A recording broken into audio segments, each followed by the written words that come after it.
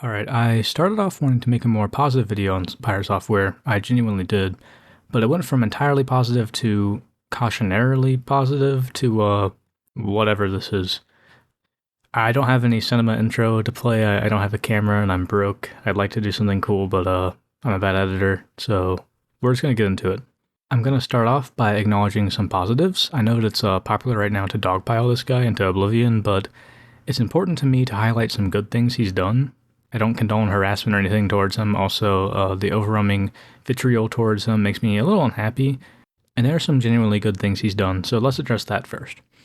He donates a lot of money to charity with receipts. He's up to $66,805 paid to various charities since the beginning of last year. That's really cool, really good. He also pays his own Twitch moderators, going so far as to hire them for his business. He's localized his prices in other countries according to the purchasing power the average citizen has there. That's really thoughtful, really good. Both of those things also are, not standardized, and they honestly should be. No one made him do that. A lot of people don't do that, and everyone who can should, in my opinion. He's also talked on stream and made videos multiple times encouraging people to get out there and make games, make indie games. Supposedly, he's pushed for the publishing company he works at, Off-Brand Games, to give the rights to the games they publish back to developers after a period of time. He's also cut his pay at Off-Brand Games, at least he says so, to the legal minimum wage since he makes enough money with everything else. All that's really good. Again, no one asked him, no one expected him to do that, but he did choose to do that. Really good, that's a positive thing. We need to acknowledge that, and I'm not saying that makes him a saint or anything. It's not unimpeachable, but he definitely isn't evil. Even if you want to say that he did that in service of his own ego, he still did it. Even if it was for selfish intentions, which I'm not to say that, it's still a good thing. However, as Stannis Baratheon once said, a good act doesn't wash out the bad, nor a bad the good. Just keep that in mind. Before I get to the big announcement, it is worth noting that he did accept fault for the Ashes Creations pool that I covered in my last video with the hardcore stuff. That's video game drama at the end of the day. He did at least admit to some of his own misplays, even if it was days after, more lackluster reactions at first. But again, though, that's literally the least important thing that I'm going to cover.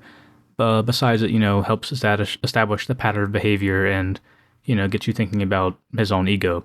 More importantly, I also said that I would make a follow-up video if Pirate did release the new Heartbound chapter after my last one. He didn't, but shortly after a new monthly update video dropped on his channel, the first in over a year. Would you look at that? That's just the thing that I called out. He says he's going to be doing monthly updates, both videos and content drops for the game going forward starting February. Now, regardless of what I'm going to say now, that is a win for Heartbound players if he does keep to that schedule. I'm going to talk about this extensively, but no matter what, keep that in mind. If he does stick to it, at least we're there no matter how we got there, right? Well, with that in mind, let's look at that Heartbound update video. Surely, I won't spiral into insanity watching this and researching. So right off the bat in the video, he says Heartbound hasn't been updated for the past year because the community grew very large starting in November. He says that since then, he's had to incorporate PirateSoftware and hire all the mods as official employees, as I previously said. He says that he had to move to a new location to expand his ferret rescue. He says, that was my whole last year. Because of that, I stopped working on games. Okay, I'll keep that in mind. He also says that he got hired as a director of strategy for a game publishing company, Off-Brand Games, as previously said, and he was busy with that as well. I will say, when his channel blew up, he did say that he wanted to get into publishing and expand the ferret rescue. That was something he said, when it first happened. He also goes on to say that he had to build a new TTS system for his stream, which took some time as well. And then also he was streaming games the entire time because that's entertaining, gets viewers, and gets money, which is needed to support the channel. Well, okay, let's timeline that real quick. This will seem random at first, but in April 2023, he mentioned they're adding a Portuguese translation, Portugal Portuguese, not Brazilian, they already have that. He says the new translator is awesome, works really, really fast, and all those zeros on the translation will be filled in soon. In September 2023, he says again, we've hired a new guy to do the PTPT translation. Alright, you said that 5 months ago also, but we'll just keep that in the back pocket for now. Okay, so on October 21st, 2023, he put out a video of Heartbound's progress, the last time until a few days ago that he showed the spreadsheet of all the completion progress. In that video, Animus is 97% complete with 134 incomplete sections. Notably, you have there Shelley Stroll, Sheldon Stroll, Picnic, Lost, and The Clash. The 2 Stroll sections are said to be complete besides one more piece of art required, and the translations, of course. Only Picnic, Lost, and The Clash need to be done for Animus to be finished. Awesome, great. The update video released at the end of November barely addressed Heartbound at all, except for saying that the demo will be updated. He then mentioned again how large of a community had exploded. So the update that came out in December 2023 says that new facial expressions have been added for Sheldon, new facial expressions have been added for Shelly, and then both cutscenes have been updated with better effects. So I think it's safe to assume that by the end of 2023, those two stroll cutscenes were 100% done. That 95% was now 100%. That post also says that that's the last bug fix patch before a major content push. Okay, sick.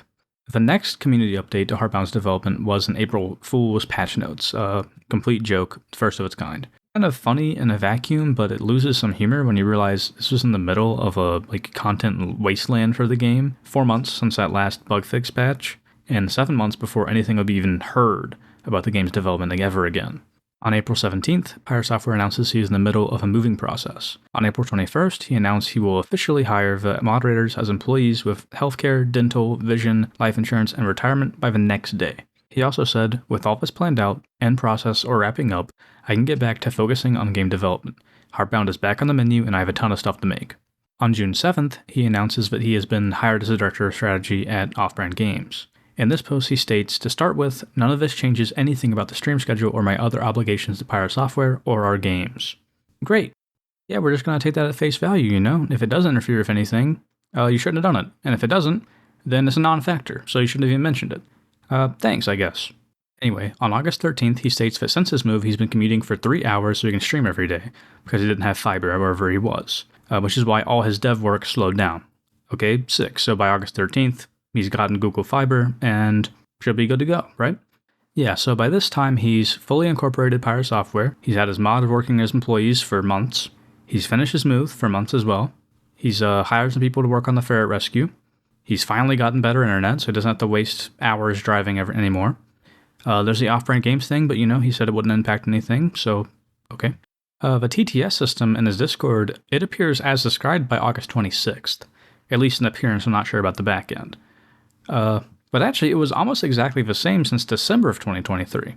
The only change in August is that queue number blank is added to it. New challenges. I had to build out the system for TTS, which I'm going to show you here. This is StreamerBot. StreamerBot actually allows us to do all kinds of different stuff. You see here, I've done 91 of the TTS messages today. There are actually 8 in the queue. That's all that's left. It's all in bits. Look at the action history. You can see all the ones that are in here. Every time one of those gets answered, they actually go into our Discord now. This is something that I had to build probably in the first 3 months of everything exploding. Each time I press this, it'll actually answer the question, or it'll actually pop up the question, do it over TTS, and then store it inside of the Discord forever with a timestamp so people can go and click it. So, well, okay. We'll just say by August, nothing should be holding you up by working on Heartbound, definitely like September, which is when my video came out, coincidentally. On October 24th, he said he's finished off one of the side stories in Animus that was blocking a lot of things. Looking forward to the next few months. That was 3 months ago. So it's been nearly 5 months since he definitely should have been able to work on the game, more often at least. Plus the 8 or 9 months before that where he said he worked on it here and there for maybe 30 to 60 minutes after his streams. So what got done during all that time? Well, thankfully, he once again shows off a development spreadsheet. It shows 99% completion with 123 items left. Keep in mind that a good chunk of that is translations, and some is also content that isn't going to be released with Chapter 3, it's going to come later. These are the differences. 11 items in Animus completed.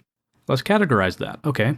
There's actually a -1 there in Hometown because apparently in a year and a half or so, one PTPT translation got done and then deleted. So, lightning fast for sure, I guess. Definitely. There's that.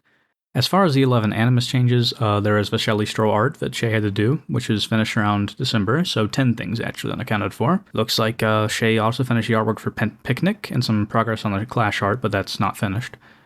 So that's 9 things now. Isn't something missing, though? Looking, he removed the Lost section. That's just not in the spreadsheet anymore. At all. That was 9 incomplete things. As sound and design were already done, there's 11 columns. So -9, that's the 9 that are missing.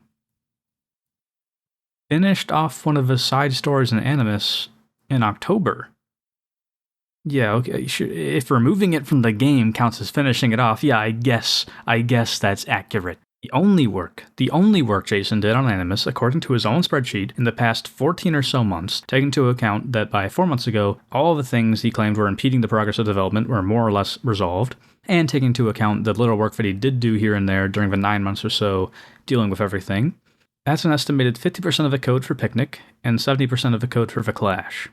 Assuming the same amount of programming time as for each, that's about 60% of the code left in Animus for 3 sections. Or 2 now, actually, sorry, and none of the writing. Ooh, okay, so you can see why it started as positive and started spiraling when I started actually looking into it, right?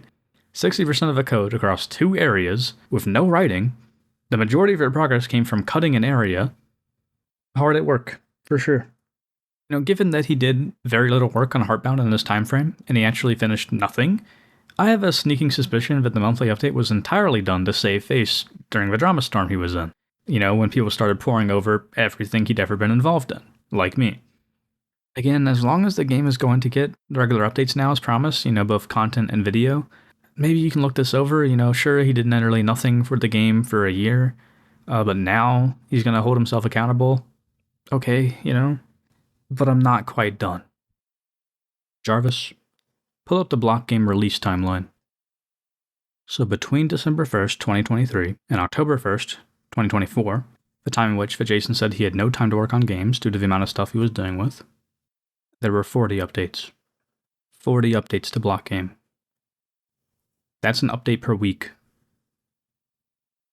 Blockgame, a free Minecraft server, gets weekly updates, regular updates while he's too busy to work on games, while the $10 game in early access for 6 years gets nothing.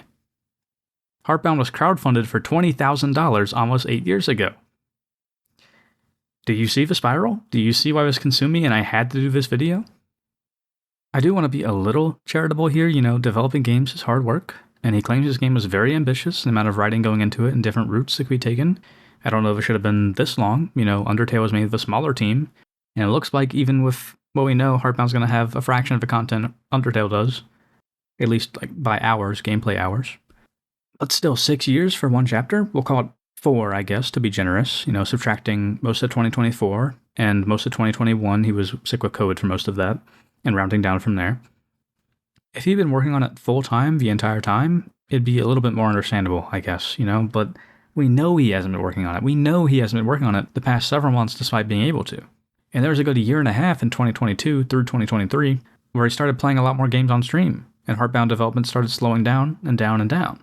I covered that timeline before my first video, I'm not going to retread it. Let's just say that there are several, this is the last patch before Animus. Animus is coming soon, posts and videos.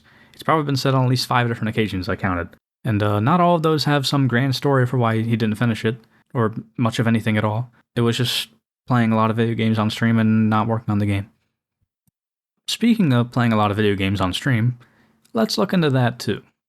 From December 1st, 2023 until August 31st, 2024, PirateSoftware was live for an average of 11.2 hours for 182 of those 275 days.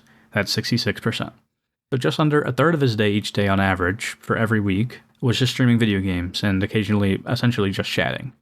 Since September 1st, 2023 until January 18th, 2025, he was live for an average of 12.5 hours for 92 of the 146 days. It's about 63%, which is actually a little bit more of his day on average because of the more hours. So, it actually increased. His amount of time streaming increased since he was able to work on Heartbound more often. Okay.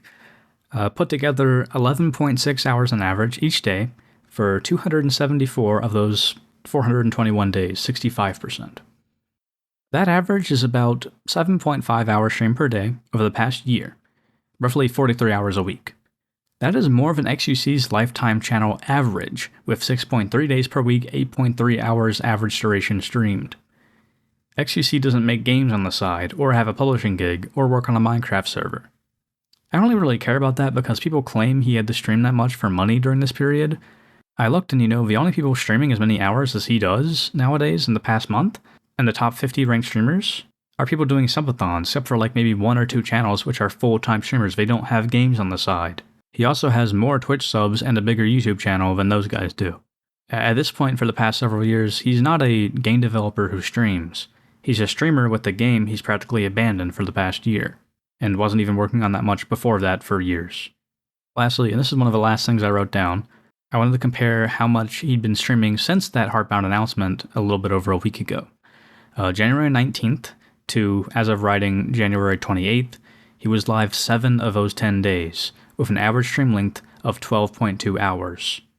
Since he said he was going to be working on Heartbound more, he's been streaming more than ever. And Blockgame got a patch at 4 a.m. on January 28th. Anyway, okay, that's all I have to say about Heartbound, really. The development cycle is abysmal, even more so than I initially thought now that I've really looked into it this past year. So, what about that other drama stuff, Okay, so, well, first of all, there's the cheating in Outer Wilds and Animal Well. To be honest, I don't care. I just don't care. It seems pretty obvious he looked up some stuff after stream or read chat during stream to help with the puzzles. Who cares? Sure, if he said, I solved it, that's some more ego stuff. It's cringe, but do I care whether or not a streamer cheated at a video game puzzle? That's too petty for me, even. But anyway, secondly, a lot of people have been mentioning the EVE Online drama from a while back. I know very little about the game, and while it's a bit more substantial than the cheating stuff, it's still beneath, even the WoW drama for me. There's, a 45-minute video reacting to his 6-minute video that basically says, he embellished some stuff, he misrepresented the situation to be more positive towards himself and negative towards the devs. Probably. That's believable based on his past behavior. I'll link to the video, but, for me, it's just kind of a nothing burger, He takes credit for an idea that he most likely didn't originate. He says playing the games is like fighting the devs, while, apparently falsely claiming that the devs were, just being combative, I guess. Or unfair towards him and his group specifically. He claimed the devs fixed a bug only when it was no longer affecting his group. That seems probably false based on the information. That's all cringe, more egocentric stuff, but it's just not my area of expertise, one, and I'm not really into it either. If you care, the video's there, though, so.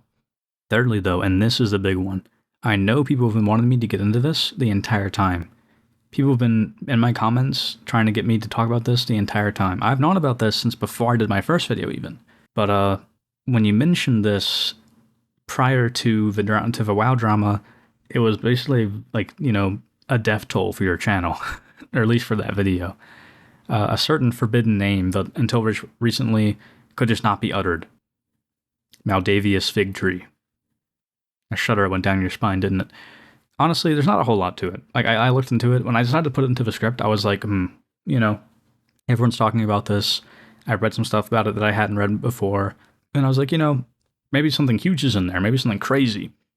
I read the article. It's essentially just a tabloid. There's a bunch of unsubstantiated and honest comments saying, I hate him because X, Y, and Z. And, some of it ranges from, petty, some of it more serious, to some just, outlandish. I just don't believe it, even. But, hey, maybe at least the article's true. Maybe the stuff it says is true. It basically accuses him of outing the artist who was selling avatars for his company, their main revenue stream. Just firing them from the company without any notice, and holding a meeting while they were asleep to do it. And then continuing to sell their work and not giving them any money or returning the artwork or anything like that. I looked into that. I actually contacted the person that the article says he mistreated in this way. The article made a lot of shit up, apparently. According to him, they resolved the dispute shortly afterwards and even became good friends again, years later. I asked if he had anything particularly negative to say or positive, and he said no. He confirmed nothing weird happened between them when he was a minor.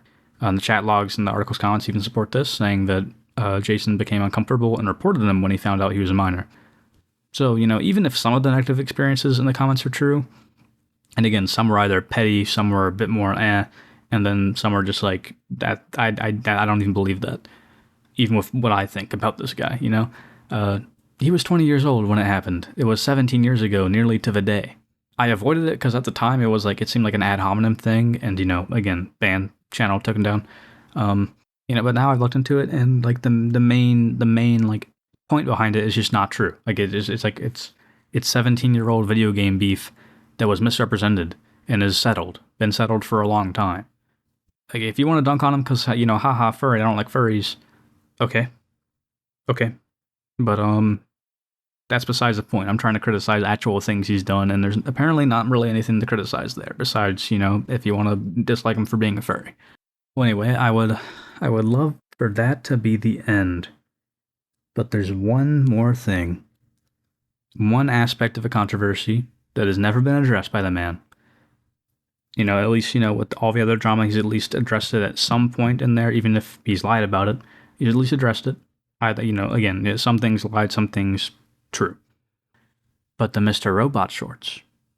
I know you may find that to be a nothing burger, like I find other things, I know. But consider it.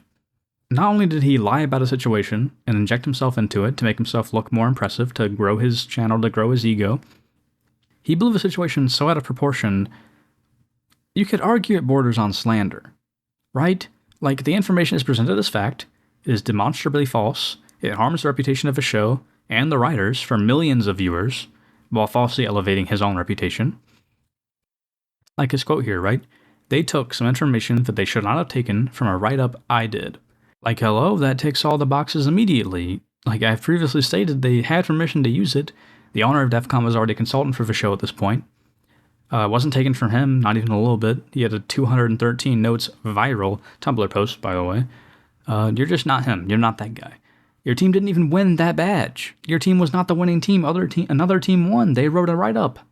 You can still find that pamphlet distributed to thousands, 10,000 people at the convention online. It's still there online.